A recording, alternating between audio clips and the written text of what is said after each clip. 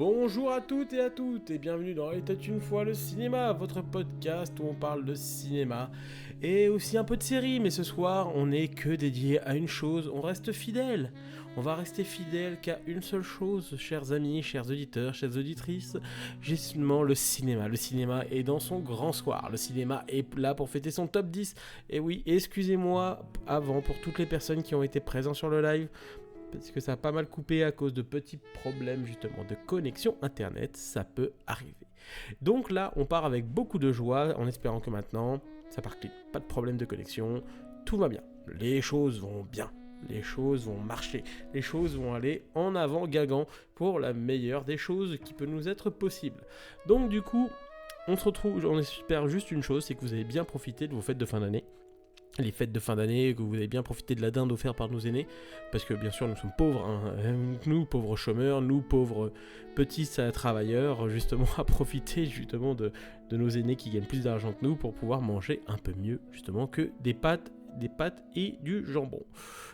Pas de ketchup, un peu de sauce quand même, un peu d'essence quand même. Mais du coup voilà, c'est autour de ce magnifique feu de cheminée, voilà, ASMR pour que ça crépite. Donc on en profite un maximum, parce que vous voyez que là je suis plus actif, parce que là, bon, il est quand même 20h, je suis quand même avec plus d'énergie que le matin. Le matin, je vous jure, je crois que je vais faire je vais appeler ça le club Mehdi, le club Médo. Et justement, le matin, on va se mater que des dessins animés. Franchement, ça vaut largement le coup. Parce que, en fait, c'est tout bête, mais on peut se mater des Digimon, on va se mater toute la saison 1 de Digimon, pour la déconne. Pendant 1 heure, on se mate 3-4 épisodes. On squeeze juste les génériques pour pas se faire strike par la magie de Twitch. Mais voilà, mais je pense que clairement ça peut être sympa de se dire on se retrouve pour quelques animés, voilà, dès le matin, on floute un peu ça, on met ça en noir et blanc et voilà, vous savez, moi et les règles, je m'assois dessus, clairement. Mais du coup, en fait, il y a un truc tout bête, tout bête, c'est que là, franchement, c'est merci à vous pour cette fin d'année. Merci à toutes les personnes sur la chaîne Et était une fois le cinéma. Depuis que j'ai repris globalement le contenu depuis octobre. Depuis octobre, je suis beaucoup plus régulier, je suis beaucoup plus assidu dans mon contenu, dans ma manière d'amener les choses. Voilà, c'est pour moi un vrai plaisir justement de pouvoir partager mon avis justement autour de cette chaîne Twitch, pour moi partager mon avis ou même mes appréciations justement pour le bon Carwai. Voilà, vous avez été là un petit peu avec quelques spectateurs, quelques commentaires très gentils de votre part.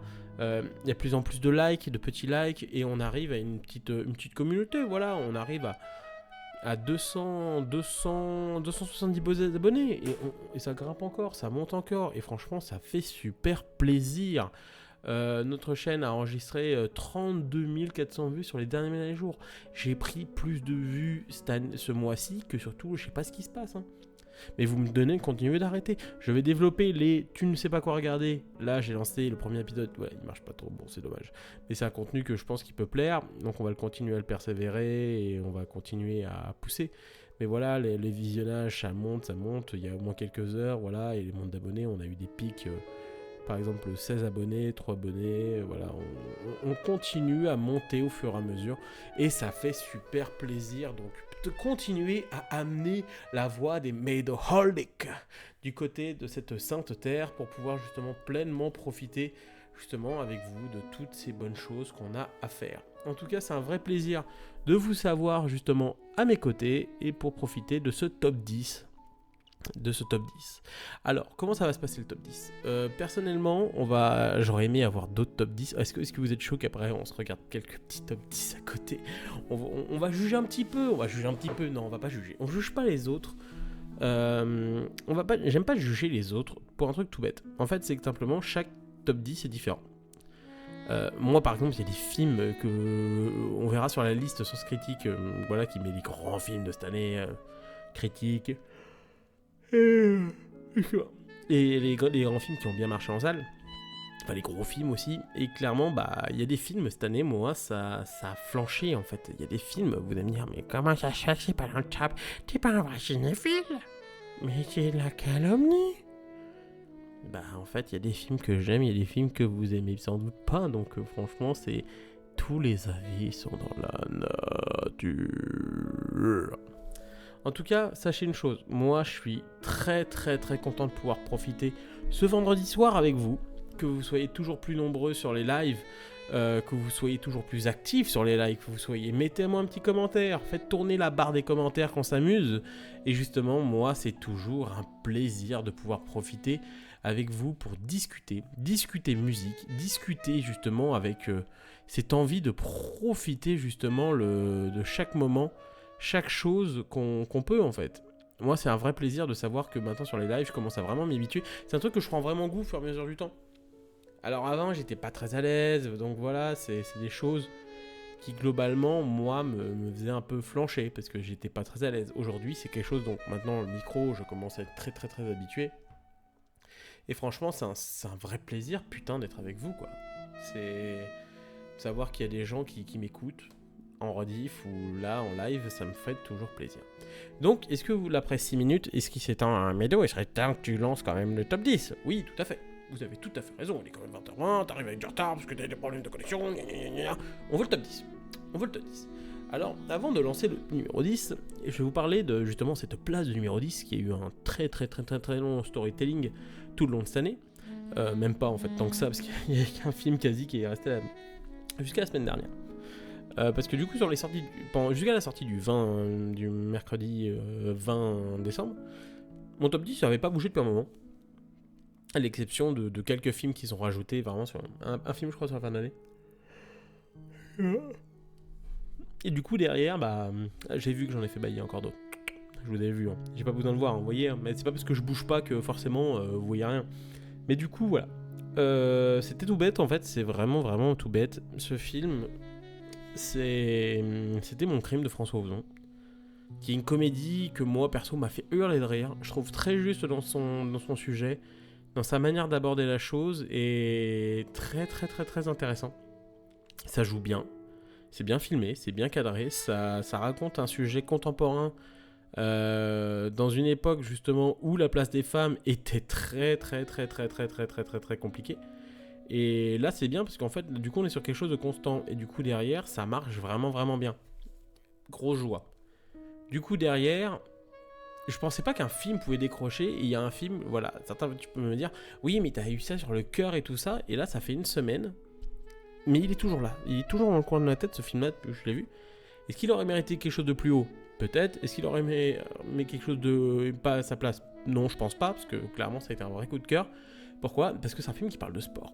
Et vous savez, pour ceux qui trouveront une place, il y a un autre film de sport. Je vous laisse deviner à quelle place. Dites-moi à quelle place peut se trouver potentiellement ce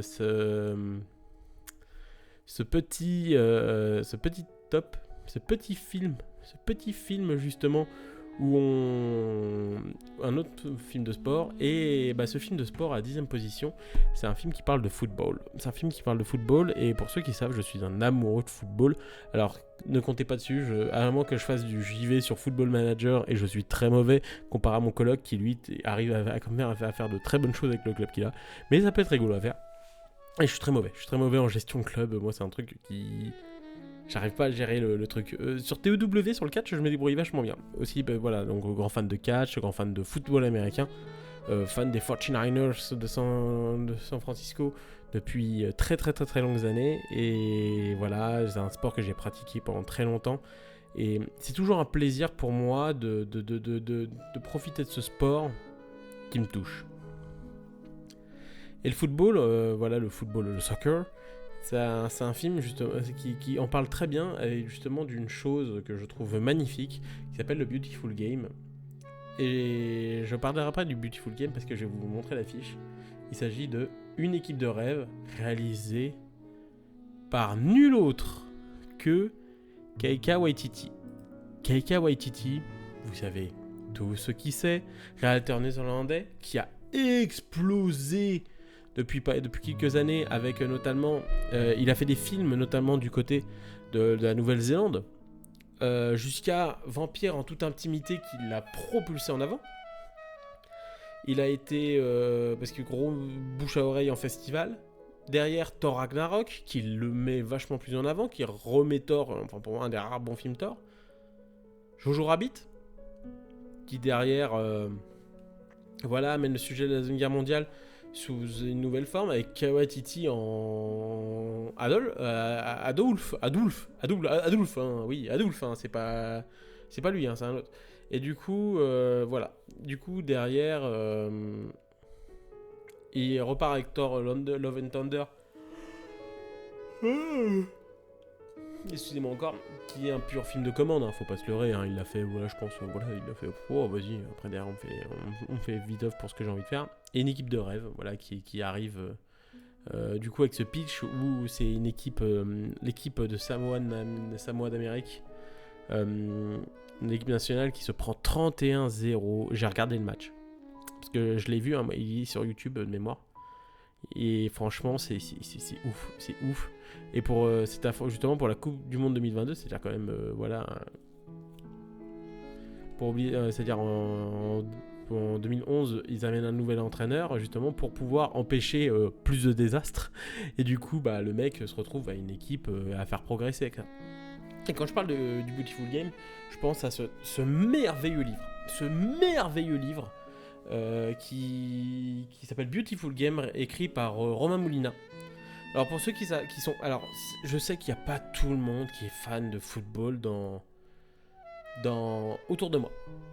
Autour de moi, je sais que des fois, dans le milieu du cinéma, je cible personne, hein, mais il y a des gens qui n'aiment pas ça, qui n'aiment pas le football, disons « Ouais mais c'est des abrutis qui courent derrière un ballon, je comprends pas ». Ouais, mais excuse-moi, je suis quand même... Alors moi, je prends beaucoup de plaisir à faire un petit five avec des copains. C'est toujours rigolo. Et moi, je défendrai éternellement.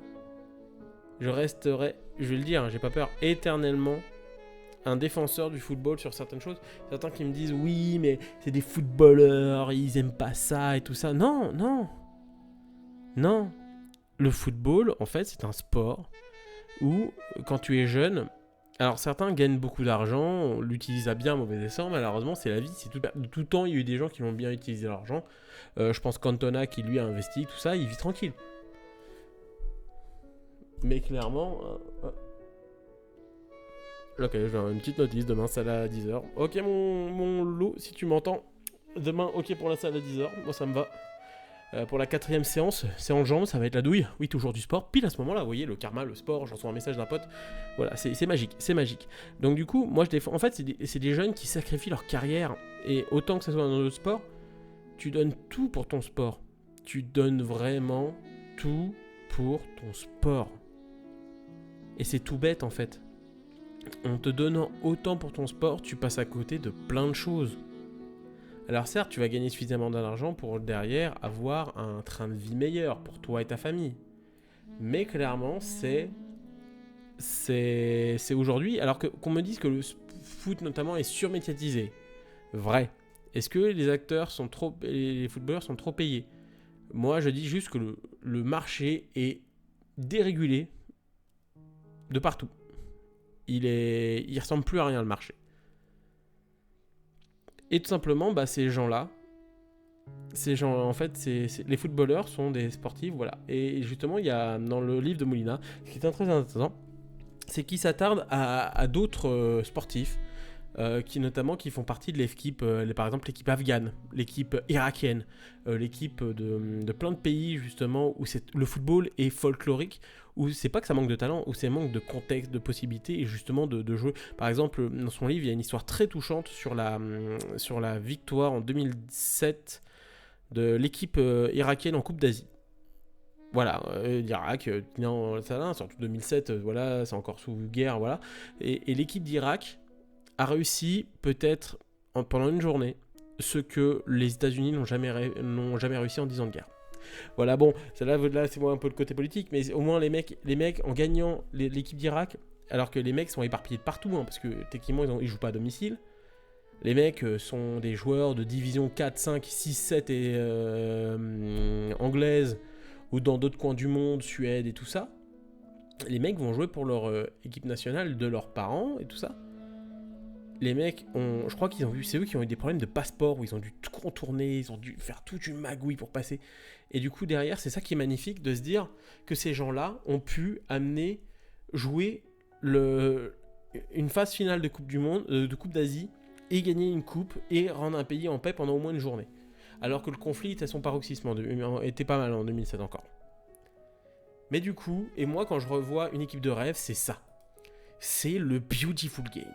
Putain, le Beautiful Game. C'est ça qui est beau en fait. C'est un sport qui peut fournir tellement d'émotions. Et le football peut donner beaucoup d'émotions. Alors certes, c'est pas la vision la plus réaliste du football, comme les films de football, comme Goal ou comme d'autres, ou plus fun comme Shaolin Soccer. Moi perso, Shaolin Soccer est un de mes films de football préférés ever.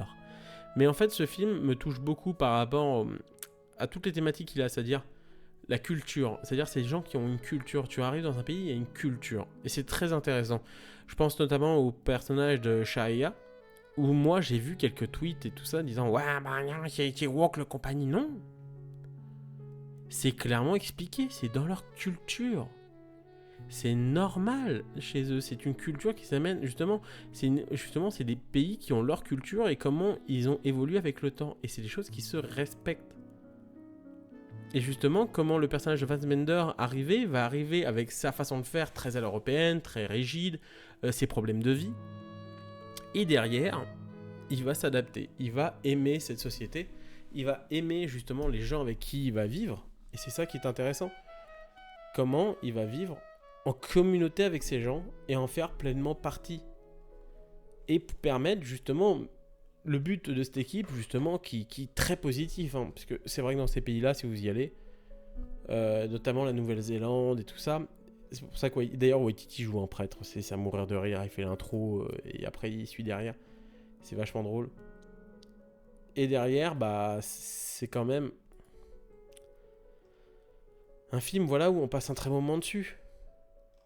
Il y a de la joie de vivre, ce personnage évolue, ce personnage apprend à devenir meilleur et à passer au-dessus des difficultés. Et moi, ça me fait toujours... Il y a un petit moment, il y a un petit passage sur l'enfer du dimanche d'Oliver Stone, qui est un film que j'aime énormément. Un film pour moi, c'est peut-être... Allez, peut-être avec Friday Night Lights, la série, pour moi, un des meilleurs sujets, films, séries sur le sport. Très intéressant. Et du coup, c'est vraiment ça que j'aime, en fait. C'est savoir qu'en fait, c'est que ce côté positif, ce côté, justement, sur le sport, que le sport, c'est quelque chose qui pas forcément que professionnel, mais que, justement, la générosité est au cœur du truc. Et moi, perso, c'est un truc qui me touche énormément. C'est un truc qui me touche énormément de savoir que, justement, le sport peut changer des gens. Le sport peut changer des vies. Le sport peut beaucoup de choses. Et franchement, c'est ça que j'aime tout simplement dans ce film, c'est de savoir ça. Que le sport peut permettre beaucoup de choses. Et c'est ça qui est beau. C'est ça qui est beau. Vive le Beautiful Game. Voilà, merci d'ailleurs, je vous le dis, lisez le livre Beautiful Game de Moulina. Même, alors si vous avez horreur du football, lisez ses autres livres. Hein, parce que voilà. Mais si vous aimez le sport, tout simplement le sport, dans ce qui est le plus beau, ce qui fait rêver, bah franchement, c'est un truc qui peut vous toucher beaucoup. Moi, en tout cas, c'est un film, c'est un sujet, c'est un film qui me parle beaucoup. Et en tout cas, merci à Waititi pour ce film. Voilà, c'était beaucoup de choses pour dire pour juste une 10e place. Hein. Voilà, c'est beaucoup de storytelling pour une seule place. Mais voilà, donc voilà. Alors là, ça va être beaucoup moins étonnant parce que c'est un film qui a été dans pas mal de top 10. Dans pas mal de top 10. Pas très...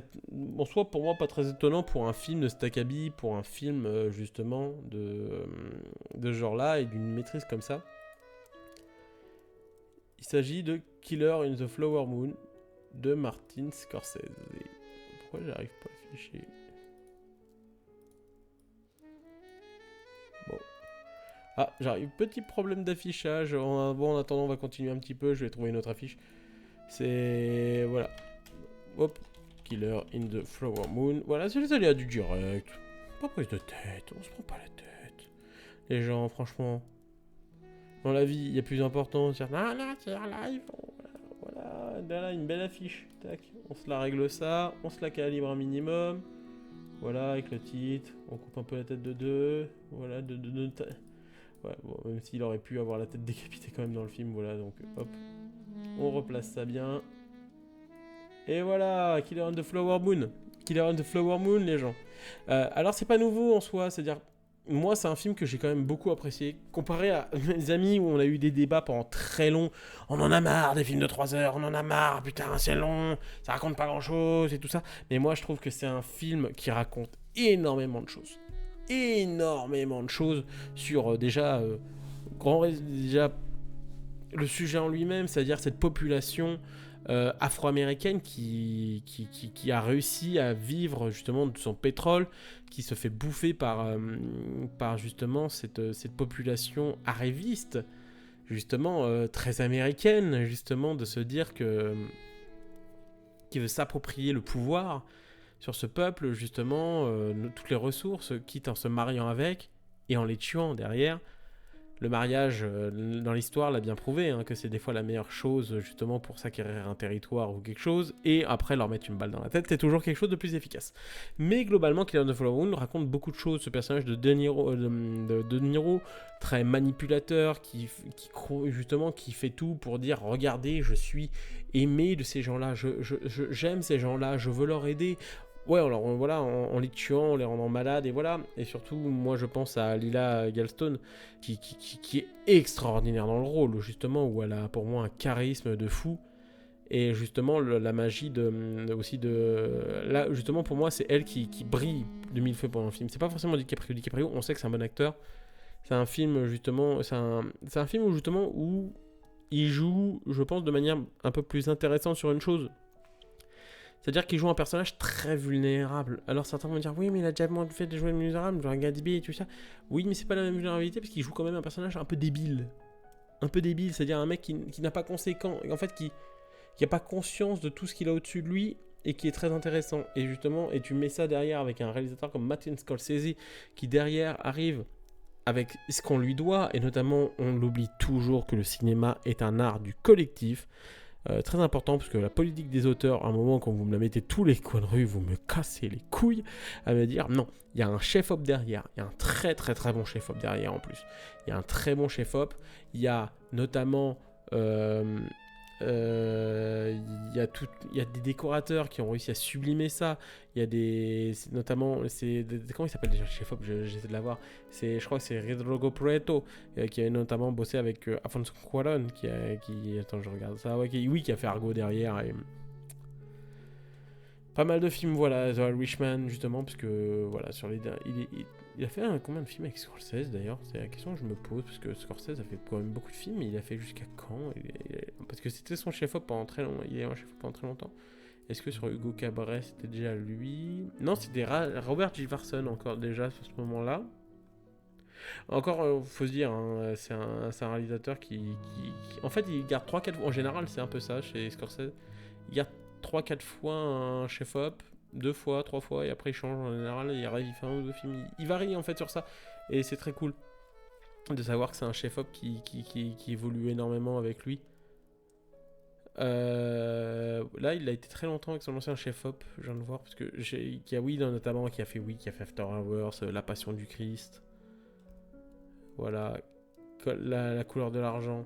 Derrière, il a fait voilà, lui, c'était son chef-op, c'était noté, quand j'oublie toujours son nom, qui est allemand. C'était Michael Balaus, qui a été son chef-op pendant très très très longtemps. Et très très très très important dans sa carrière, qui a fait qu'une partie quand même des années 80-90 avec lui. Et personnellement, là on arrive en plus avec une patine que je trouve très intéressante.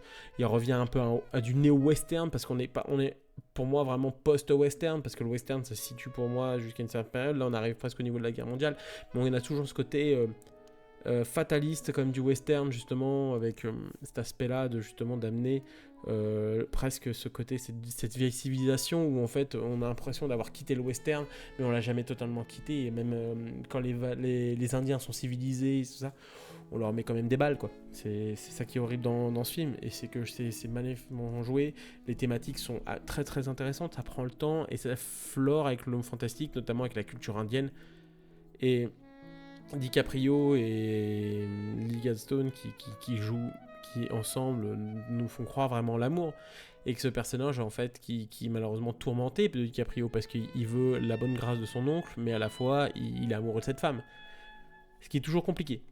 Et au passage, grand coucou à Dan Fraser qui joue dans le film, qui est extraordinaire. Ah là, clairement. Ah, franchement, Fraser, tu le vois, genre, je sais pas combien de temps tu le vois dans le film, tu le vois. Ouais, on va dire, Attendez, je vais regarder. Et ouais, il joue le rôle de l'avocat de l'oncle de DiCaprio. Le personnage joué par Robert De Niro. Et tu le vois, genre quoi, 5-7 minutes. Waouh, la présence du mec, il a un charisme de fou, un regard. Et à un moment, il est à côté de DiCaprio. Moi, je voyais que son regard. De DiCaprio, De Niro, tu le voyais méchant, tu savais. Mais là, clairement, tu dis putain, c'est waouh, le regard qu'il te lance, un sniper. Moi, je veux voir Brendan Fraser. Il a 55 ans. Pardon, excuse-moi. Il est pas encore, il est âgé, mais il a pas non plus 90 ans, il se retient en sport, il peut aller mieux après derrière, et franchement, je suis curieux de savoir sa carrière, comment elle peut... Parce que là, cette année, il a enchaîné les projets pour le remettre en avant, notamment avec The Wallace qui a super bien marché derrière. Il a joué un gangster en 2020 chez Soderbergh. Chez Scorsese, il devait jouer d'ailleurs je crois qu'il devait jouer dans Bad Girl, mais malheureusement le film a été annulé. On verra jamais Fraser là-dedans. Donc voilà, et voilà, je suis curieux de savoir comment ça a évolué, mais en tout cas je lui souhaite le meilleur du monde. Parce que clairement, c'est... D'ailleurs, il parle le français. Bon, si vous parlez le français, vous écoutez ce podcast, ça fait que j'aime énormément ce que vous faites, et que clairement, je trouve ça... très très très très courageux tout ce que vous avez fait, et que ça mérite le respect. Voilà, on n'est jamais assez, je dirais jamais assez d'amour pour Fraser, parce que c'est un mec qui m'inspire beaucoup de bonnes choses, et qui à un moment, son passé me fait un peu de peine, et j'espère vraiment qu'à l'avenir, il va toujours aller de l'avant. Mais voilà, Killer on the Flower Moon, c'est vraiment un film que j'ai beaucoup aimé, beaucoup apprécié, sur tout ce qu'il a apporté. Je trouve que globalement, les thématiques s'amènent vachement bien. C'est ça qui est hyper, hyper intéressant. Et en tout cas, c'est un film que je vous conseille vivement de voir. Là, il est disponible déjà chez Apple+. Donc voilà, si vous êtes abonné à Apple+, il est toujours bon. Voilà, c'était la 9ème place. Et on est déjà à une demi-heure, on a fait que 2 places. Ça va être très long. J'ai pas envie de dire un autre commentaire, mais voilà. Mais bon. Numéro 8. Alors, j'annonce une numéro 8, voilà. Vous ne me jugez pas. Je sens tout de suite des gens qui vont venir me juger à balle. Sur les films que... Alors, peut-être un plus que l'autre, mais voilà, globalement... Parce que je vois les avis sur la critique Twitter, enfin sur le Twitter ciné, je vois un moment, certains comment... Voilà, certains sont vraiment méchants. Globalement... Sur des films, moi, c'est peut-être moi qui, à ce côté des fois, j'aime me laisser porter par des histoires un peu candides et un peu très intéressantes. Mais il s'agit de 2 films politiques à différents niveaux, c'est pour ça que je les ai mis en 8ème position chacun. Il s'agit tout simplement de Second Tour, d'Albert Dupontel, et de Dumb Money. Eh oui. Et voilà, on a 2 films totalement différents. On a Second Tour réalisé par Albert Dupontel, et on a le nouveau film de Greg Gillespie, qui est un réalisateur que je trouve hyper intéressant. Hyper intéressant, parce que depuis un moment, franchement, pour moi, c'est un réalisateur qui a su monter depuis quelques années. Je pense, déjà, je trouvais très intéressant avec Friday Night, $1 Million Arm, The Fitness Hours, et il a vraiment, pour moi, explosé avec I, Tonya. Cruella suivi derrière, qui montre qu'il a un grand talent public. Sa série justement aussi derrière, Pam and Tony, que moi je trouve très très très bonne. Et derrière il y a Dumb Money. Et Dumb Money, vous allez me dire, mais ça parle de quoi Dumb Money? On veut savoir si t'as pas fait de critique dessus. Bah je vais vous le parler. Voilà, c'est sur l'affaire GameStop, pour ceux qui savent pas, qui est en grande difficulté financière à la fin des années, en raison d'importantes pertes financières d'un point de vue, c'est des points de vente qui ferment. Et l'année 2020 marque un tournant, car l'entreprise fonce vers la faillite, et les fonds d'investissement prévoient alors la banqueroute de l'enseigne. C'est alors qu'il annonce par des experts que l'action GameStop va chuter à $20, et de nombreux jeunes opérateurs de marché, utilisateurs de Reddit, décident de soutenir GameStop et de contrer sa chute via le forum Wall Street Beat. Ils s'unissent et lancent une liquidation forcée Voilà, donc en gros, ils vont lutter contre le site. Et moi, je trouve ça génial. Parce que ça parle de quoi? C'est un vrai film choral, comme sait le faire ce très cher Greg Gillespie. Comme ça a été dans Itonia, où tu as différents points de vue. Comme dans Cruella, où certes, un point de vue Cruella, essentiellement, voilà. Où tu as Tom et Tony, qui derrière est à peu près dans la même idée. Et là, on a clairement plusieurs personnages. On a le personnage. T'en as le personnage, justement, joué par Paul Dano, justement, qui est extraordinaire dans ce film. Excusez-moi, Joker, dans Batman, il est trop bien, mais ta gueule, bordel de marde. Franchement, là, il est génial. Il joue le mec simple, mais avec tellement de bonté, de baume de cœur, et ça fait plaisir.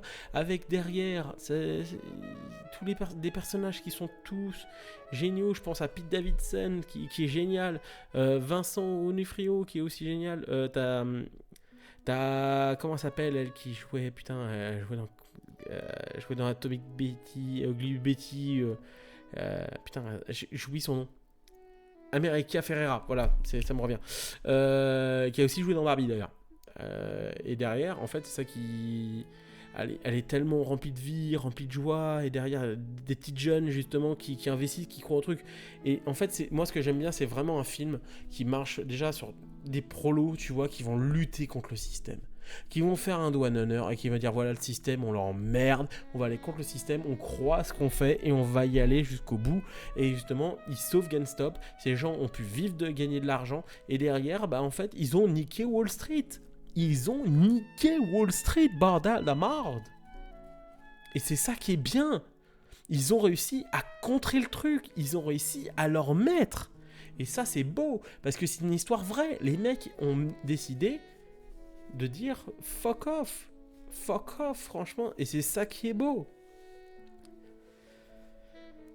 Voilà, donc pour moi c'est un truc qui je trouve très intéressant, toutes les thématiques, et c'est amené avec un rythme, à la fois avec humour, avec beaucoup de volonté, et vraiment un contraste entre deux Amériques. L'Amérique justement qui gagne en fait beaucoup d'argent et tout ça, c'est-à-dire que pour le prolo gagner quelques millions de dollars, on dit putain on est pété de thunes, le mec il perd 1 milliard, ouais putain je perds 1 milliard quoi.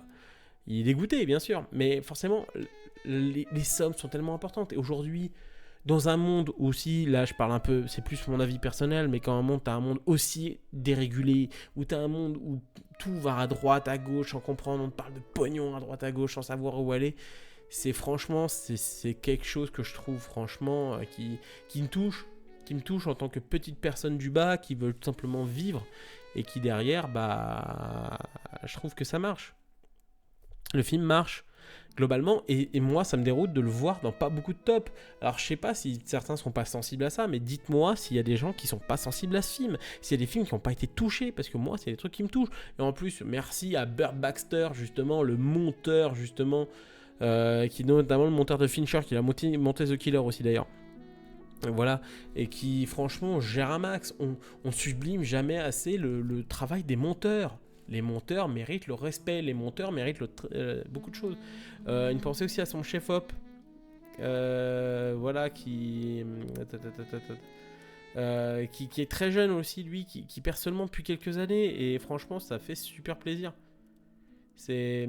Ah, j'oublie son nom, c'est Nicolas Kalatosny, un truc comme ça. Et que franchement, en plus, je sais pas s'il est français ou autre chose. En tout cas, c'est un chef-op qui, moi, je trouve, arrive à amener cette vitesse qu'il a avec une très très belle lumière, et que je trouve très intéressante. Alors, je vais pas rentrer dans les détails pour la lumière, parce que moi, on m'a dit une fois, non, mais tu comprends, t'es quand même beaucoup trop pointu pour le reste. Mais oui, mais en fait, tout simplement, parce que j'aime parler de dire que le cinéma n'est pas qu'un travail d'un réalisateur, c'est un travail collectif. Alors, certes, le réalisateur c'est un peu le chef d'orchestre, mais globalement, voilà. Et pour second tour, c'est vraiment, voilà, c'est cette histoire justement de Nathalie Boy, qui va suivre ce qui ressemble à un Macron, on va dire, tout ce qui rapproche le plus, mais qu'en fait, simplement, c'est un homme qui profite de système pour pouvoir derrière contourner, pour niquer un peu le game, et ça va faire des vraies idées de gauche. Voilà, mais clairement, c'est un film avec Cécile de France, Albert Dupontel, Nicolas Marié, qui est dans quasi tous les films de Dupontel. Voilà, un très très très joli casting pour un film que perso je trouve très très très très beau. Et Dupontel disait dans le film qu'il s'inspirait de Robert Kennedy dans l'idée. Voilà, ça a été tourné essentiellement du côté en Ile-de-France, du côté des studios d'Aubry-sur-Marne, qui sont quasi les gros derniers studios français. Donc faut soutenir ce genre de lieu qui aide vraiment justement au cinéma français de construire d'autres trucs, enfin d'autres œuvres importantes. Mais du coup, voilà, c'est un film qui est politique, qui parle en fait justement de à quel point les médias, voilà, justement, à quel point nos politiques aujourd'hui sont corrompus, à quel point que plus que nos politiques, il y a tout ce qu'il y a au-dessus d'eux qui est corrompu, qui s'intéressent qu'à leur pouvoir, qui s'intéressent qu'à ce qu'ils ont envie de faire. Et ça, c'est pour ça que moi, les deux films, qui sont Dumb Money et de Second Tour, sont des films politiques, différentes façons, pas bourrés d'humour, mais pas chiant. C'est-à-dire qu'il y a ce côté un petit peu pour moi comme The Big Short, qui est très intéressant, qui parle justement de l'afflux justement de ces gens qui arrivent à faire beaucoup d'argent, qui arrivent justement à casser presque la machine dans tout ça.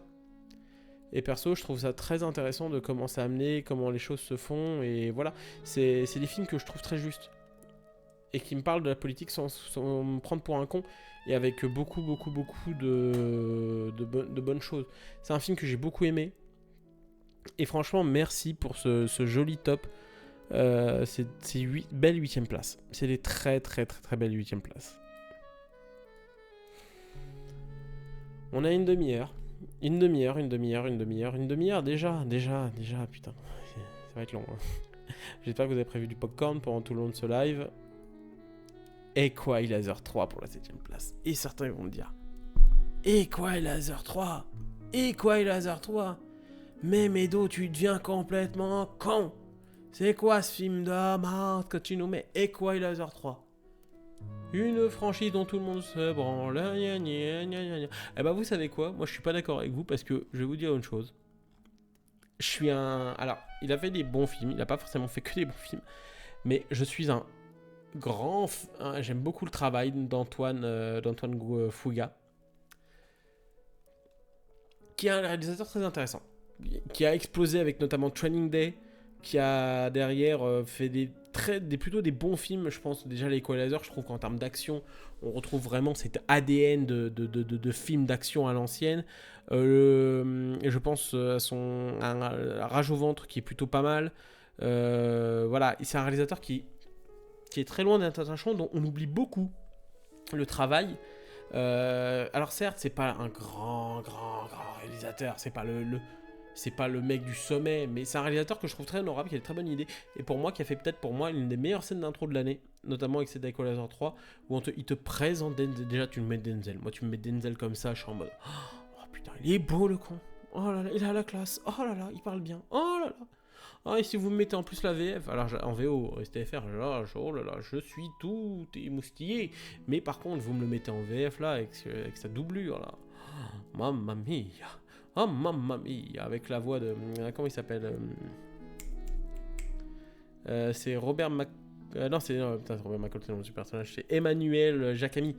Ah là là, qui est très un grand doubleur, justement. Sa voix, J'adore. C'est vraiment... Et en plus, c'est lui qui double Denzel depuis tellement longtemps. Et clairement, c'est un film que perso je trouve, c'est vraiment des films du milieu que je trouve qui sont honorables. Le film se passe en Italie, où tu prends le temps d'amener la communauté de ces petites villes. Le mec a tué justement un criminel et ses sbires. Voilà, il a fait son travail. Et derrière, en fait, suit globalement une enquête, voilà, sur les morts, tout ce qui... Il va s'attacher à cette ville, à ce petit village, à ce petit coin de paradis quelque part. Il va prendre le temps de connaître la communauté, connaître les gens. Et moi, il y a quelque chose que je trouve très beau dans ce film, parce qu'il y a quelque chose que je trouve de très proche du néoréalisme italien. Alors, à moindre mesure, bien sûr, on a commencé par me dire comparer les Fellini, les Visconti justement à Equalizer 3. Faut pas déconner non plus. Mais globalement, c'est un film que je trouve très intéressant justement sur la belle communauté, parce que je vois des vrais traitements de personnages, et je vois des personnages qui justement sont touchants. Et surtout, il y a un truc tout bête, surtout qu'on revient sur un cadre bien old school, c'est-à-dire un film qui dure 1h30, bordel de marde.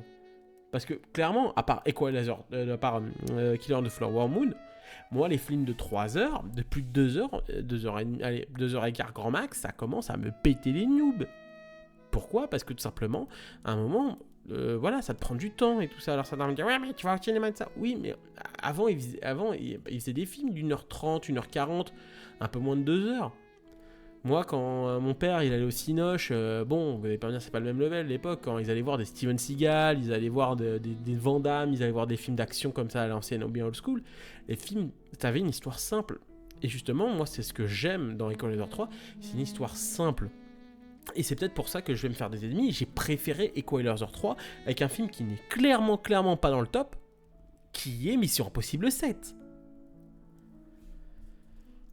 Alors certes, les thématiques de Mission Impossible 7 sont très intéressantes, mais je trouve que moi, rien ne dépasse l'aspect humain, l'aspect de la communauté, justement, d'avoir ces petits personnages, ces petits moments de vie que je trouve très beaux, très tendres. Le film, et franchement, en plus, ça a été un succès commercial, il s'est rentabilisé largement, et moi, franchement, je préfère un film, une suite comme ça, bien fourni. Alors on sait pourquoi ils ont tourné en Italie, hein, comme plein d'autres productions. Hein. J'ai envie de dire, c'est l'année où le cinéma américain était parti en Italie parce que tout simplement ils ont fait oh, on a des réductions d'impôts, donc du coup on va tourner là-bas. Mais oui, mais là c'est bien fait. Ils sont pas allés pour la 1000e fois à Rome. En plus cette année il y avait quelques films de Mario Bava qui retournaient du coup au cinéma.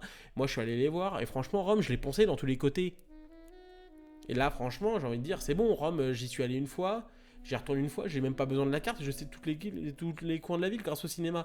Mais là, clairement, au moins, ça me montre un autre bout d'Italie. Et j'aime bien, genre la Sicile, moi, franchement, tu me montres des coins, ça peut être super sympa à faire. Ça peut être super sympa à faire. Je valide Equalizer 3. C'est un film qui est bourré de bonnes choses, bourré de bonnes intentions, et qui donne le smile. C'est un film qui donne le smile. Et franchement, c'est un beau film. Et là, certains vont me dire... Oui, mais franchement, là, Mido, tu nous montres que tu nous as fait, allez, un film américain, 2 films américains, 3 films américains, un français et un film, voilà, bon, 4 films américains. Est-ce que tu as d'autres films français? Est-ce que tu soutiens le cinéma français? Parce que tu as enlevé mon crime, hein, je te frappe, t'es coupable. Tu enlèves mon crime. Oui, tout à fait. Oui, tout à fait. J'ai d'autres films français. Et la preuve, c'est le numéro 6. Il s'agit de Ouria. Et oui, le nouveau film de Mounia Medour, qui est une réalisatrice que j'ai appris à connaître avec son dernier film juste avant Papicha, qui déjà été un très très très beau film. Très très très beau film. Franchement, c'est beau. C'est un film justement qui... Et j'appelle tous mes frères, mes amis qui sont algériens, et justement qui idéalisent des fois un peu le bled et tout ça, et qu'en fait vous voyez un petit peu ce que c'est là-bas, et quel point, et surtout la position féminine qui est très intéressante, parce que pour moi il y a rien de plus beau qu'une femme qui parle de son pays. C'est pour ça que j'aime beaucoup ce que font certaines réalisatrices du côté de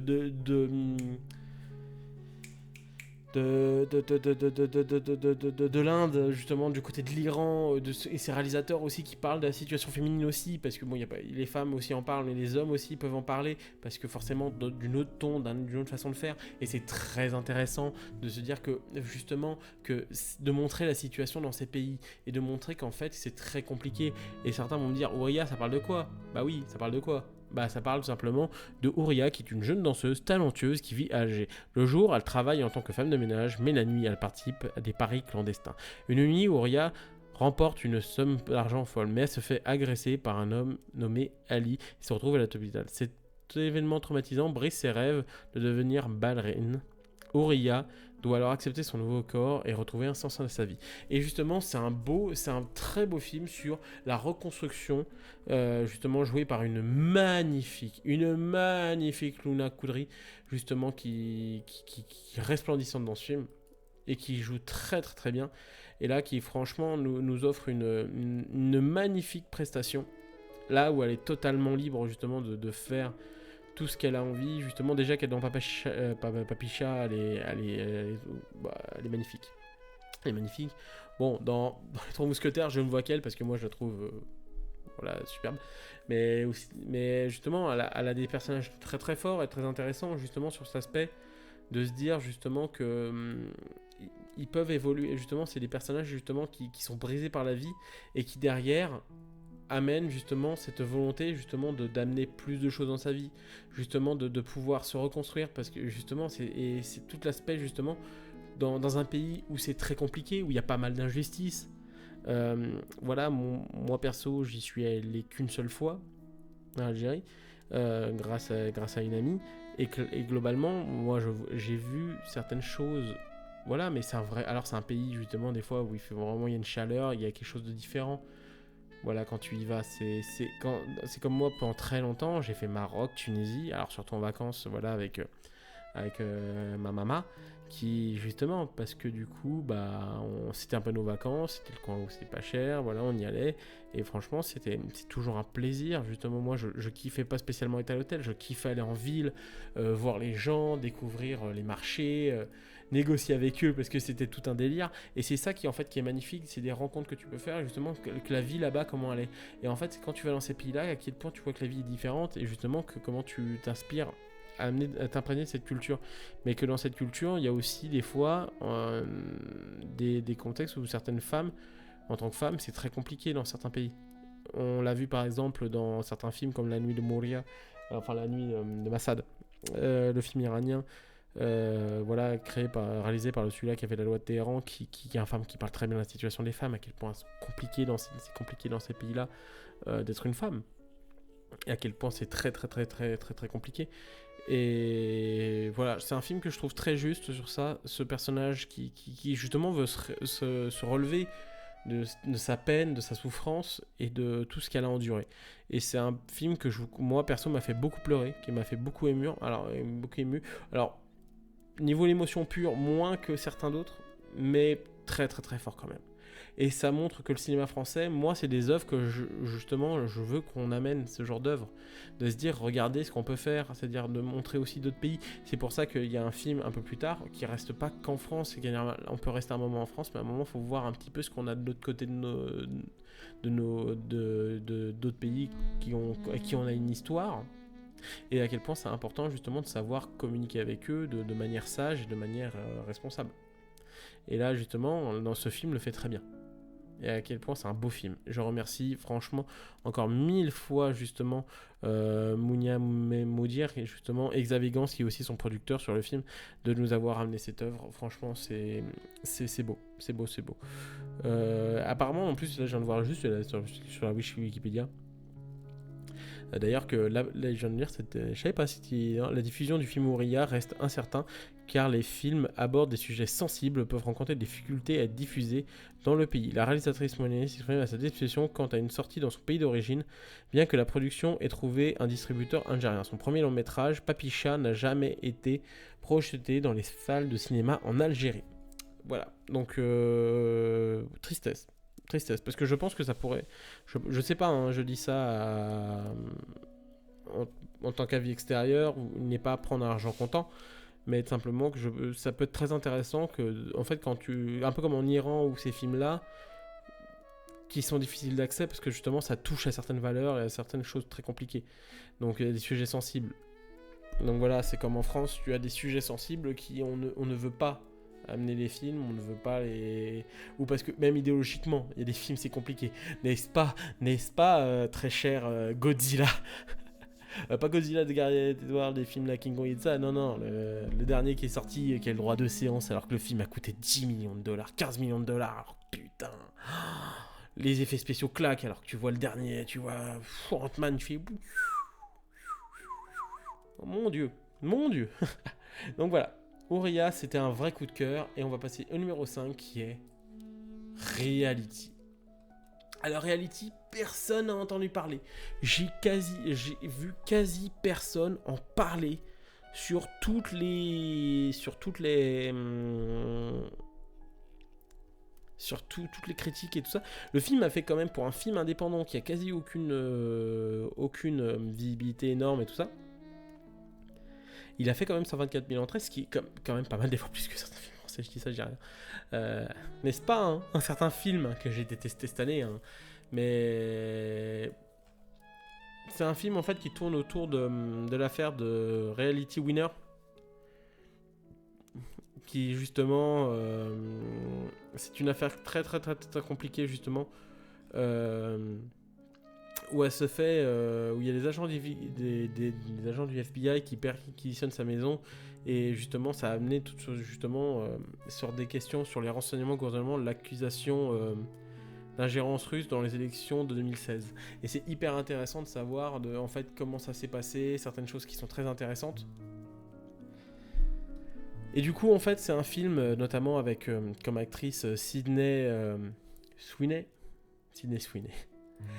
Qui vous avez connu notamment dans Euphoria. Dans Euphoria, voilà, dont elle devrait tirer le rôle de Cassie. Elle a notamment fait aussi quelques films aussi du côté de Netflix. Elle avait fait un film, je sais plus.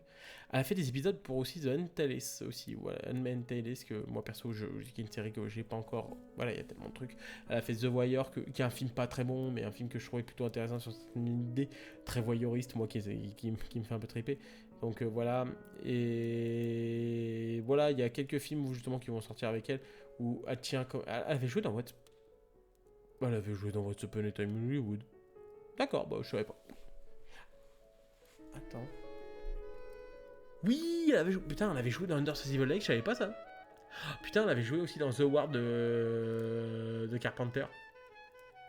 Oh putain, en fait, je suis plus tellement d'années. Non, mais franchement, voilà.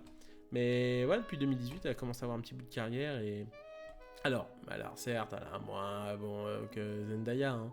Zendaya, vous la voyez, elle explose littéralement depuis pas mal d'années. Et voilà, les autres à côté, elles avancent, elles font leur petit bout de carrière au fur et à mesure. Et voilà. Donc, et Reality, elle joue le rôle principal, elle joue le personnage de Reality.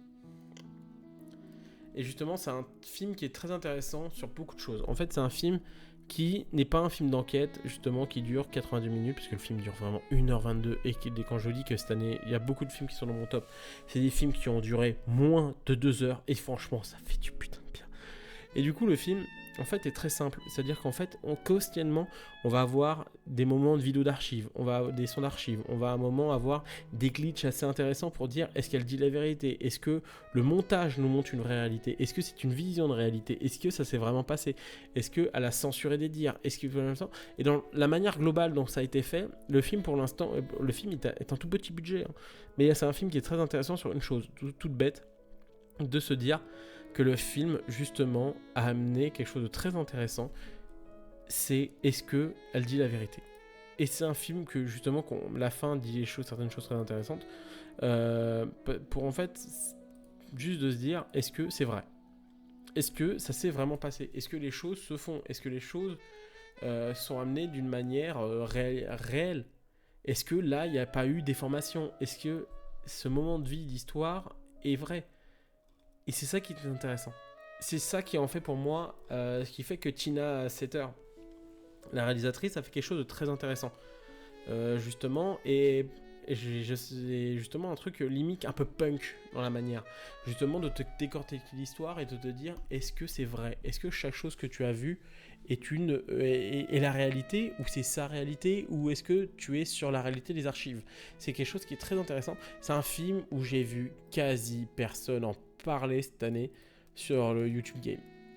Je vais revoir, hein, mais moi en tout cas, quand j'ai les critiques, j'ai vu quasi personne en parler. À l'exception de quelques petites critiques, voilà, mais globalement, j'ai vu personne en parler. Alors que c'est un film qui vaut largement le détour. C'est un film qui, pour moi, a d'une force très puissante et qui, justement, vaut largement le coup. Moi, c'est un film qui me questionne questionnalement. Justement, j'aime qu'un film me pose la question, est-ce que la réalité s'est passée comme ça? Est-ce que tu essaies de enfin, un film qui essaie de me manipuler mais pas en me prenant pour un con? Et je trouve que le film en fait très bien, justement, sur cette lanceuse d'alerte qui a essayé, voilà, qui a beaucoup de choses qui ont été faites. Est-ce que la réalité est vraie? Et justement, et moi c'est une question qu'à la fin du film je m'en fous en fait de la réalité, de ce qui s'est passé. C'est comment le film me l'a présenté. Et là, il le fait avec des traits. Alors, la mise en scène est très simple.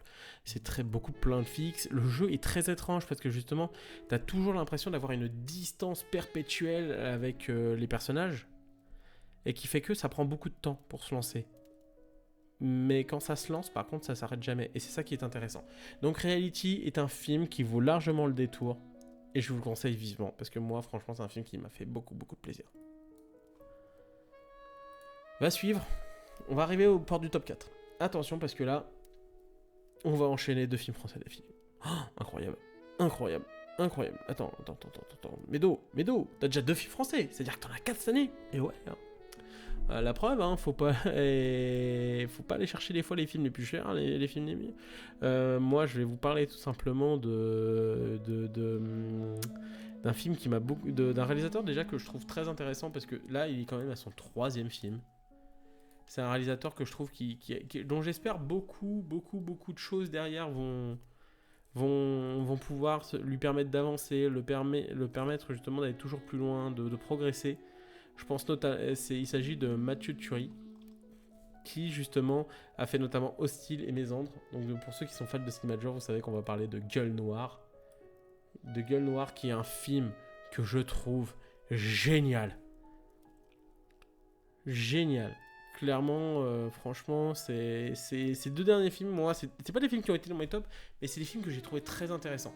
C'est des films je trouvais que ça manquait un tout petit peu chouïa de maturité, mais globalement qui sont très intéressants, mais qui y a encore des choses à faire, mais globalement je pense que voilà, ça peut être que intéressant derrière à faire, et que c'est des films qui valent largement le détour.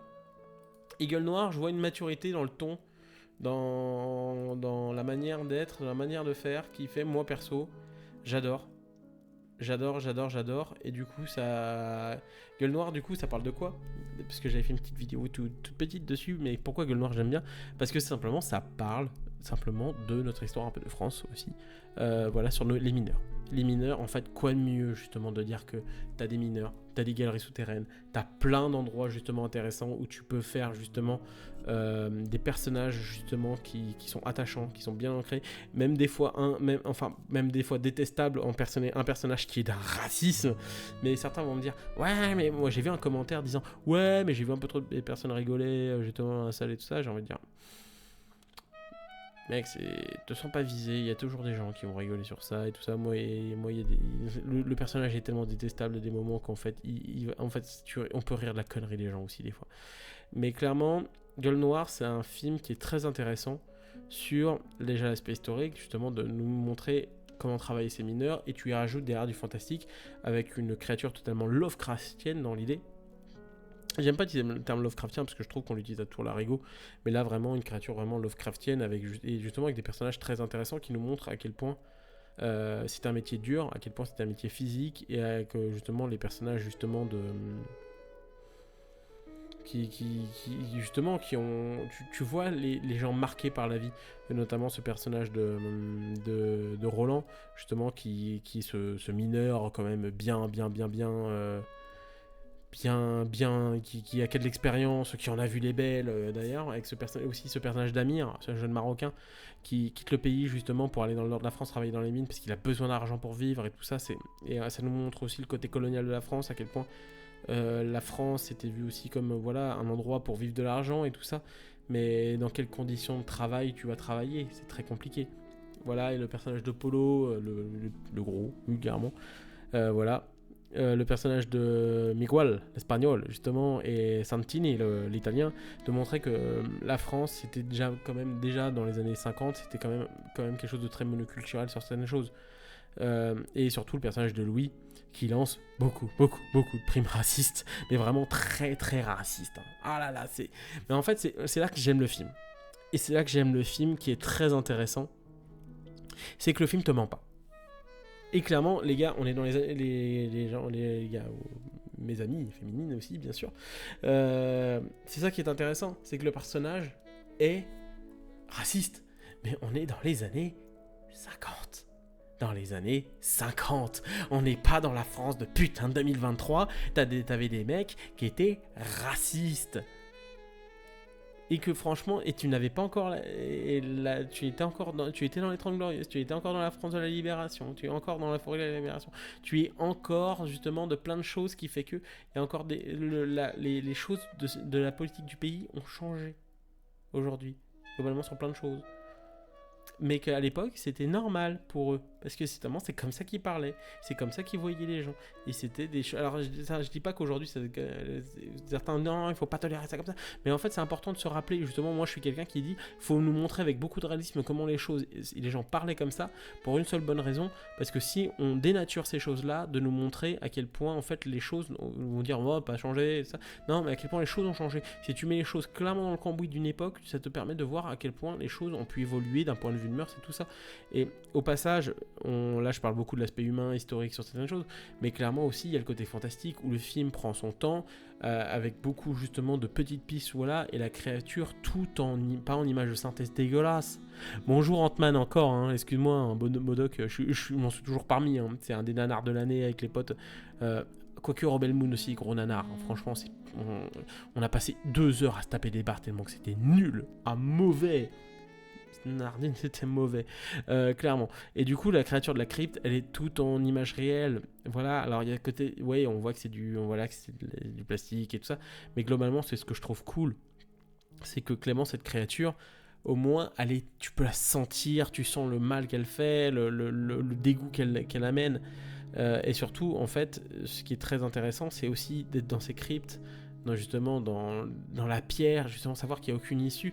Et le film finit sur une fin, justement, qui amène des personnages, en fait, qui sont intéressants.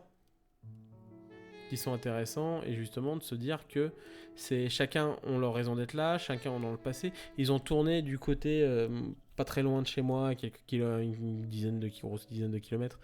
Ils ont tourné du coup au musée de la mine, ils ont tourné dans les mines aussi, celle du Nord, voilà, c'est vraiment un film du Nord.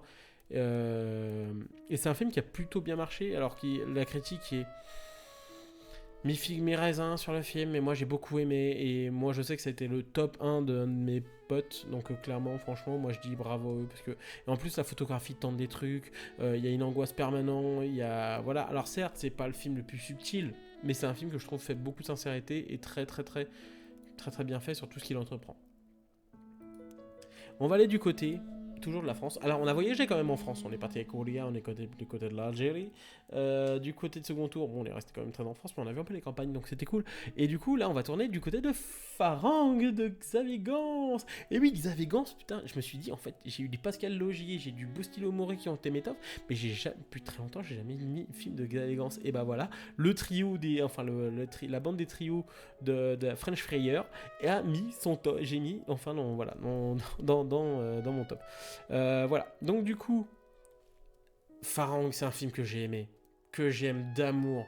C'est un film, mais de ouf, et que franchement, je comprends même pas les gens pourquoi ils sont pas allés le voir. La presse était bonne en plus, 3,5 de moyenne, même sur Allociné. C'est un scénario qui est simple, qui est efficace, qui montre d'autres. On voit l'expérience qu'a pris notamment Xavier Gans en tournant avec Gareth Evans. Parce qu'il a travaillé, d'ailleurs, Xavier Gans, il avait travaillé sur sa série. Sa dernière série, comment ça s'appelle là, je regarde dessus. Série, putain. Et tu mets pas dans la série. Gang of London, où il a fait 3 épisodes, il a fait des épisodes pour Lupin. Donc voilà, c'est un mec et en plus, c'est un mec qui a touché énormément de genres au fur et à mesure du temps. Ça a commencé par surtout Frontières. En fait, Hitman est arrivé avant, parce que voilà, il avait fait le film avant, mais il était en post-prod. The Divide, qui moi je trouve a des défauts, mais très intéressant. The Crucifix, où il fait un film d'exorcisme, voilà. Goldskin, qui est aussi un autre film assez intéressant, qui essaye d'autres choses. C'est pas des films parfaits, mais il y a au moins des films qui tentent des choses. Budapest, moi c'est une comédie qui me fait plutôt rire. Bon, après tu mets du fiac, et moi des fois ça me fait hurler de rire. Gang of London, qui est une série franchement que j'ai beaucoup appréciée le moment de sa sortie. Lupin, bon, j'ai pas aimé Lupin, mais après ça c'est pas à lui. Et Farang, il arrive. Moi perso, j'ai passé un putain de moment. Pourquoi ? Parce que c'est l'histoire simplement de Samir qui purge une peine justement pour du trafic. Il veut en sortir. En fait, il sort de prison. Il veut s'en sortir. Et moi, je trouve ça beau, un personnage qui a fait des erreurs, mais qui se dit qu'il va pas retourner dedans et simplement qui dit ouais, c'est la faute à tout le monde. Non, le mec, il veut s'en sortir. Il veut aller mieux dans sa vie. Il veut pouvoir progresser et aller mieux justement dedans. En étant honnête, travailleur, il va bosser sur les chantiers derrière pour pouvoir se dire je vais m'offrir une nouvelle vie. Et derrière, le film est très intéressant sur ça, sur cet aspect-là, de se dire qu'en fait, le personnage veut évoluer. Et derrière, il y a eu un accident qui fait que il va se barrer pour la Thaïlande. Et il se trouve d'amour, justement, avec une Thaïlandaise et tout ça. Et justement, ce qui est très, très, très, très intéressant, c'est de savoir, en fait, que c'est des choses qui se passent. Par exemple, il est thaïlandais, il veut créer un resto avec la nana, qui est thaïlandaise et française. Et justement, bah... avec la petite et tout ça, et clairement il dit les mecs se foutent un peu de sa gueule, ouais tu te fais avoir par une Thaïlandaise, alors que c'est des trucs qui sont vraiment arrivés là-bas. Si vous allez là-bas, donc apparemment que les Thaïlandaises, tu peux te nier d'amour, mais à un moment ça peut te mettre la mettre à l'envers. Alors c'est des trucs, je crois profondément l'amour, mais voilà, apparemment c'est des trucs qui sont, moi c'est juste des trucs que j'ai eu des retours sur des gens qui ont été en Thaïlande et des vidéos que j'ai vues.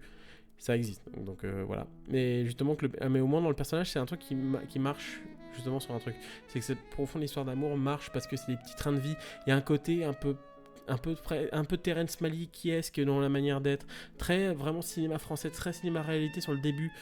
Et après, ça casse très vite au bout de 15-20 minutes, justement, avec l'arrivée du personnage joué par Olivier Gourmet.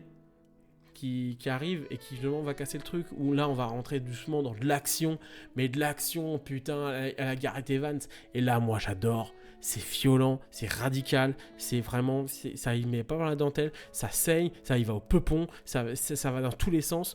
Il y a un moment t'as vraiment une petite pensée pour Oldboy, vraiment hein, pour moi c'est vraiment Oldboy. Alors ça arrivera pas au niveau d'Oldboy dans certaines choses, mais globalement il y a une vraie maîtrise des scènes de combat, il y a une très très bonne scène d'action, il y a un personnage attachant mais qui est brisé de partout, qui est séquelé, qui saigne de partout, mais le mec n'abandonne jamais, il continue toujours à avancer, parce que c'est pourquoi, parce qu'il aime la petite à qui il s'occupe, et clairement franchement c'est un acteur merci à Nassim Lies qui est un acteur franchement que je trouve très bon, d'ailleurs que j'avais vu dans Made in France.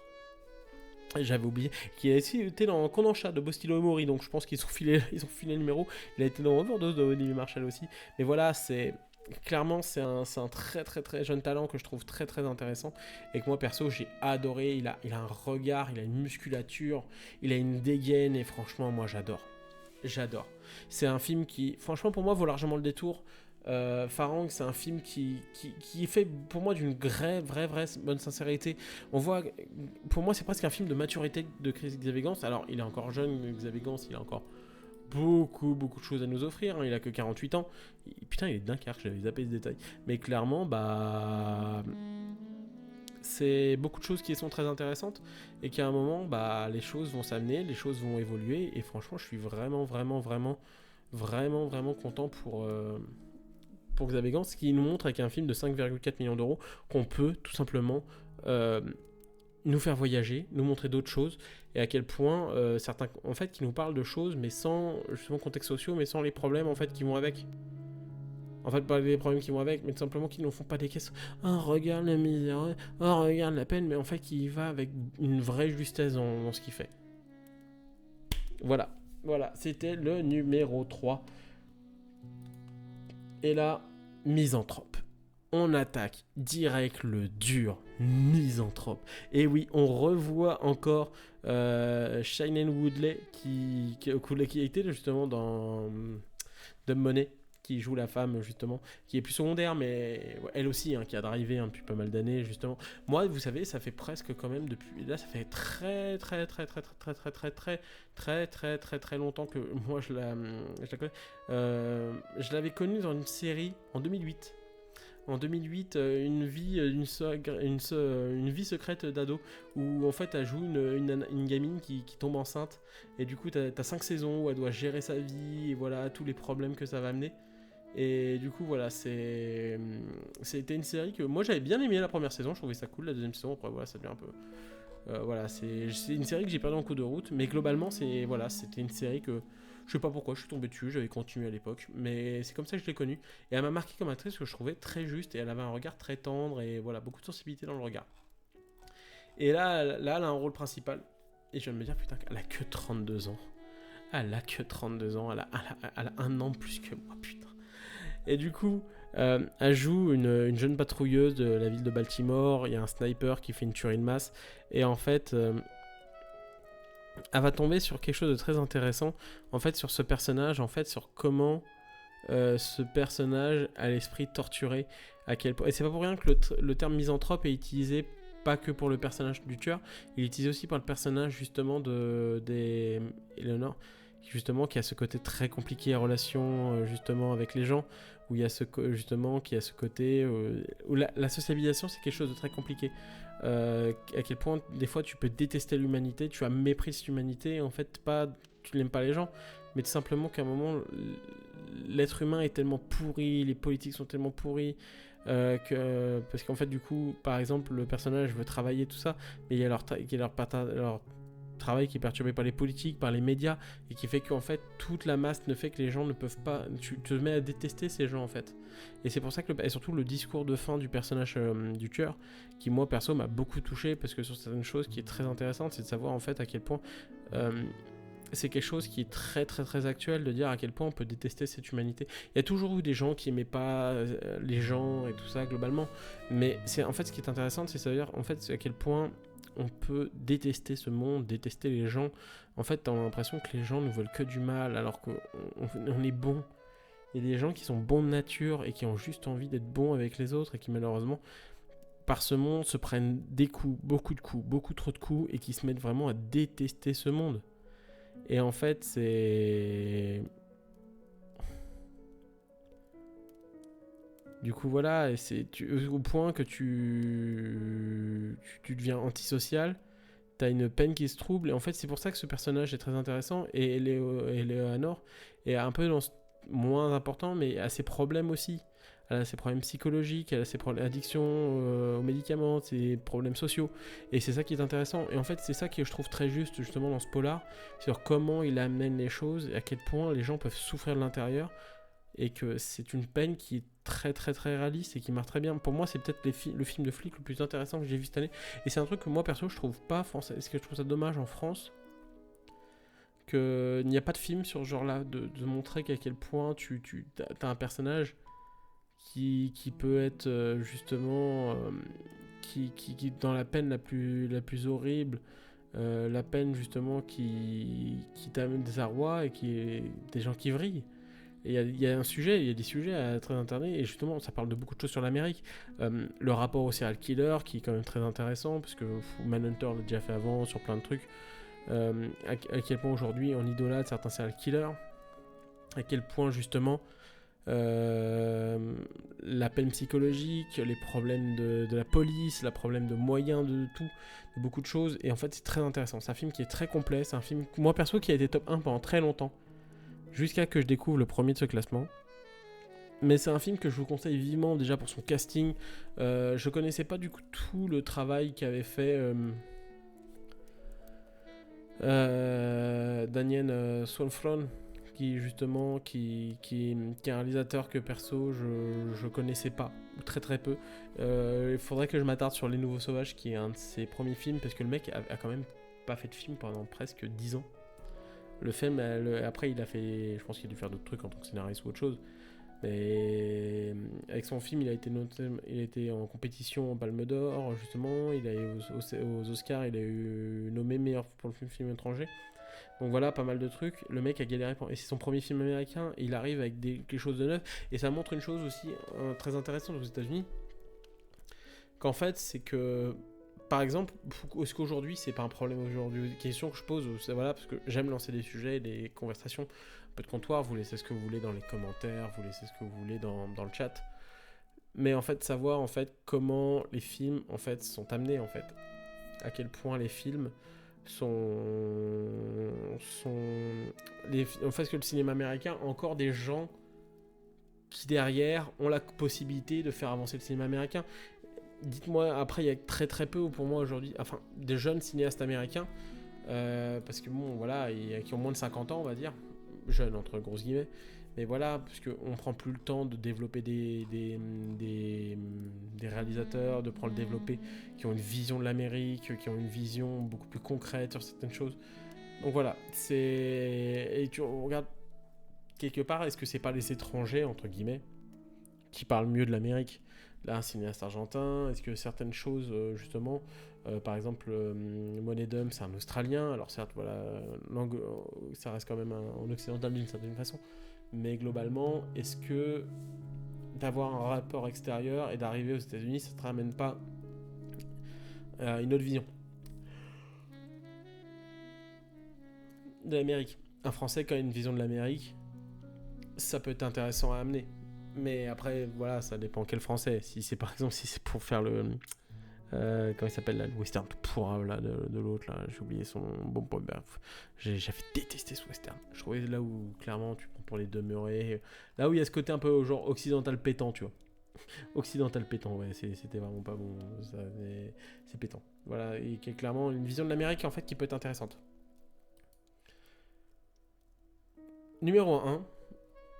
Alors, je vous ai parlé tout au début de ce film, c'est pourquoi j'ai mis en gros le film à la 10e position qui est Une équipe de rêve.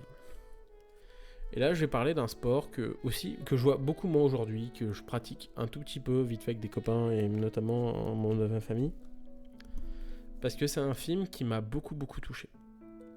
C'est un film qui m'a beaucoup touché parce que déjà, c'est du basket. C'est tiré d'un manga que j'aime énormément. Et aussi parce que là c'est vraiment moi qui parle. C'est pas là en mode déconne ou autre chose. Là, je parle avec le cœur, avec beaucoup de choses. C'est parce que c'est un film qui m'a fait énormément penser à quelqu'un. À quelqu'un que j'aime. Qui malheureusement n'est plus sur cette terre. Et que c'est... Voilà, c'est... Rien que de le dire, j'ai envie de pleurer. Mais voilà, c'est... Je parle avec beaucoup de sincérité des choses sur comment... Là, c'est... Voilà, c'était un sport qu'il aimait profondément. Et je l'ai vu quelques fois jouer. J'ai de la chance.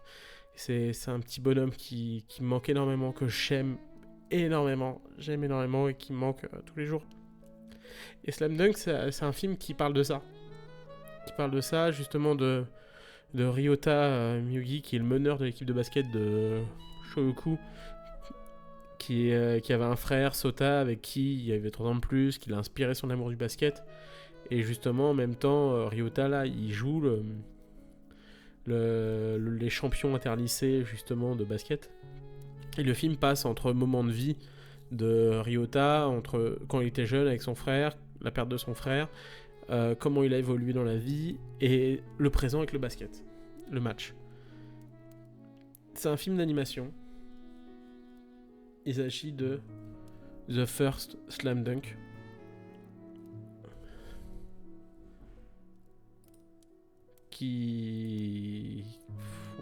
Waouh, c'est... Slam Dunk, c'est vraiment un manga que j'aime énormément sur beaucoup de choses qu'il amène, sur beaucoup de choses qu'il a vie. J'aime beaucoup aussi le manga d'Inoue Real aussi qui reparle, mais cette fois du handisport. Mais voilà, c'est un film qui me parle beaucoup. Qui me parle beaucoup parce que comme moi j'ai aimé le foot américain à peu près de la même façon. J'ai aimé le basket aussi. Mon petit cousin était un amoureux de basket. Mais vraiment un amoureux de basket. Il aimait ça, mais le voir jouer, il kiffait ça, et voir jouer avec son frère, c'est toujours cool. Et en fait, c'est des films. En fait, le film, j'ai pleuré. Des fois, pendant des gros moments de la séance, les moments les scènes de. Alors certains vont me dire oui, mais t'as beaucoup d'affect personnel. Mais peut-être parce que c'est aussi ça le cinéma. Parce que le film, c'est des fois aussi, ça nous touche sur des choses qui nous touchent au cœur, sur nos vies personnelles. Et c'est ça, peut-être pour ça qu'on se rend. On est tout au plus touché par ces films-là. Et justement, je trouve que les scènes avec Ryota et son frère sont très touchantes, justement, à quel point un frère donne l'amour d'un sport. Je sais pas si vous avez eu un frère qui vous a amené l'amour du football, du foot américain, du golf, je sais pas, de plein de sports. Et c'est intéressant de voir l'aspect de la transmission et quand cette personne n'est plus là, le vide que ça laisse chez nous. Et justement, et Keppo Ryota justement se surpasse et va donner l'envie à ses potes justement de tout surpasser pour battre et devenir champion. Et justement là, la particularité c'est qu'en fait de ce film The First Slam Dunk, c'est qu'en fait le personnage principal n'est pas le comment il s'appelle déjà, le personnage principal dans Slam Dunk, j'ai oublié son prénom, ça va me revenir, de Sakuragi qui justement est qui a un peu un peu le mode Furio justement et tout ça, c'est qui est un personnage voilà très attachant, qui moi personne me parle beaucoup, vraiment type 90s d'une époque, et que franchement je trouve ça super cool, et que voilà c'est un truc très intéressant sur comment les choses s'amènent, sur comment ce film me touche. Et du coup, en fait, Furia n'est pas le personnage principal. Du coup, putain, je vais y arriver. Sakuragi n'est pas le personnage principal. C'est Kuruta. Et du coup, qui amène de nouvelles thématiques, d'amener une nouvelle vision à Slam Dunk, et qui en fait amène des choses qui, franchement, pour moi, me touchent beaucoup. Beaucoup. Et le sport, dans tout ce qu'il peut avoir de magique, est amené des choses très intéressantes. Des choses qui sont remplies de vie, des choses qui sont... en fait, à quel point le sport t'amène le dépassement de soi, à surmonter des choses, des problèmes dans la vie. Moi, personnellement, j'ai pas peur de le dire, je me suis remis au sport, à la muscu depuis peut-être 6-7 mois. Clairement, je vais beaucoup mieux dans ma vie, je vais beaucoup mieux dans mon rapport aux gens, je vais beaucoup mieux dans ma confiance en moi. Et ça fait du bien de se dire qu'en fait, et j'aimerais bien reprendre un peu le foot américain sur les quelques années où j'ai encore une motricité qui peut, parce que le temps passe et on vieillit. Mais clairement, c'est un film que perso, je trouve, qui m'a beaucoup touché. Slam Dunk, c'est une vraie réussite aussi d'un point de vue artistique, c'est-à-dire l'animation. Alors, ça peut dérouter parce que j'ai vu des gens sur la bande-annonce dire non, mais c'est une fois que t'es dedans, la musique, l'ambiance, la rythmique, justement des personnages, c'est vraiment une pure œuvre japonaise dans tout ce qu'elle apporte. Et justement, Inoue nous a montré que justement dans l'animation, il a su donner des trucs. Déjà au manga, il nous a donné énormément de trucs. Là, il nous offre une œuvre vraiment qui m'a beaucoup touché. Et à quel point c'est une œuvre forte. Et Slam Dunk, je pense que c'est une œuvre qui a rien de plus beau pour la simple bonne raison, parce que le sport, il n'y a rien de plus beau. C'est une des choses pour moi les plus belles du monde. C'est-à-dire qu'à un moment, travailler en équipe, le dépassement de soi et plein de choses, c'est quelque chose qui est très fort et qui vaut largement le détour. Donc si vous avez envie de voir un film justement qui m'a donné le sourire, m'a fait pleurer, parce que voilà mes raisons personnelles, et j'ai pas peur de le dire, c'est comme ça, c'est la vie, c'est horrible, mais voilà, cette personne, je l'aimais énormément, je l'aime encore aujourd'hui, et il n'y a pas une semaine que je pense à lui, et que Slam Dunk, c'est pour ça que rien que réimaginer les scènes et tout ça, ça me touche. Parce que ça parle très justement du deuil, ça parle aussi du deuil, ça parle certes du département de soi via le sport, mais à quel point le sport est un combat, et un combat que chaque jour tu surmontes pour devenir meilleur.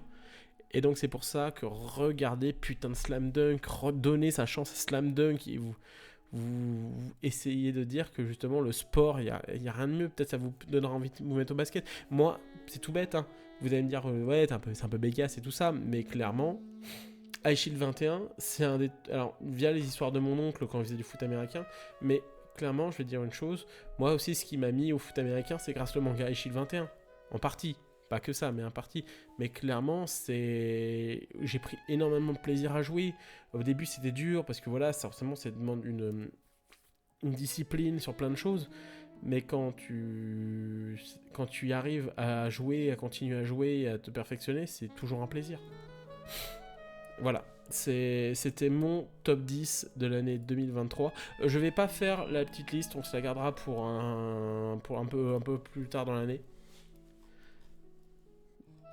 Mais voilà, c'est pour moi un des films c'est les films que j'ai le plus aimé.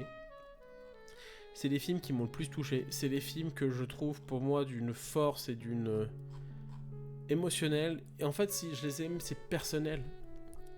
C'est tout simplement personnel. Si vous avez aimé, vous n'avez pas aimé les films que je vais proposer, vous avez tout à fait le droit. J'ai pas mis Oppenheimer, j'ai pas mis The Fabulous Man, j'ai pas mis The After Sun, je n'ai pas mis Yannick, je n'ai pas mis Barbie, je n'ai pas mis The Wallace, je n'ai pas mis Le règne animal, je n'ai pas mis Le Gardien Orange, je n'ai pas mis Jawin 4, j'ai pas mis Buzz of Ray, j'ai pas mis Mario Bros, j'ai pas mis Suzune, j'ai pas mis Mission Impossible. Pourquoi ? Parce que c'est pas que c'est des mauvais films, c'est que là je vous mets... Alors peut-être ça peut évoluer peut-être aujourd'hui. Peut-être dans 10 ans, je retiendrai peut-être pas d'autres films. Mais là pour moi, Slam Dunk, est le film le plus incroyable que j'ai vu cette année, qui m'a le plus ému, et parce que pour moi c'est du cinéma dans tout ce qu'elle peut faire. Et le cinéma japonais offre de putains de perles. Comme le cinéma coréen donne putain de perles. Quand t'as des cinéastes d'autres qui viennent justement aux États-Unis pour avoir la capacité de la technologie américaine pour pouvoir faire des films, ça donne justement des dumb money, ça donne des misanthropes.